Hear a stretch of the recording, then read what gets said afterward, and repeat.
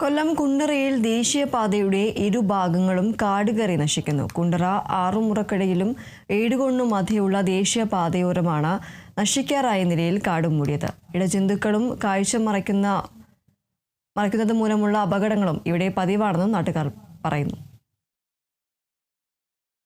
റോഡിനിരുവശവും കാടുമൂടി tarring തീരുന്നിടം മുതൽ footpath വരെ പൂർണ്ണമായും പുല്ലുവളർന്ന അവസ്ഥയിലാണ് ദേശീയപാത.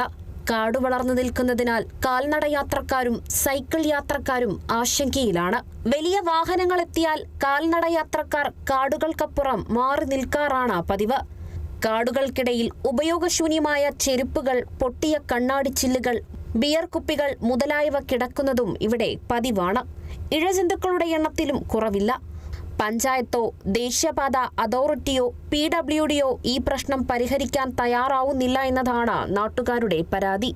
ഈ റോഡിന്റെ പല ഭാഗങ്ങളിലും കാട് വളർന്നു നിൽക്കുന്നതിനാൽ എതിർദിശയിൽ വരുന്ന വാഹനങ്ങൾ കാണാൻ സാധിക്കാത്തത് മൂലം അപകടങ്ങളും പതിവാണ്. വലിയ അപകടങ്ങളിലേക്ക് വലിച്ചിഴയ്ക്കാതെ എത്രയും പെട്ടെന്ന് കാടുകൾ നീക്കം ചെയ്യണമെന്നതാണ് പ്രദേശവാസികൾ പറയുന്നത്. കേരള വിഷൻ ന്യൂസ്, കൊല്ലം.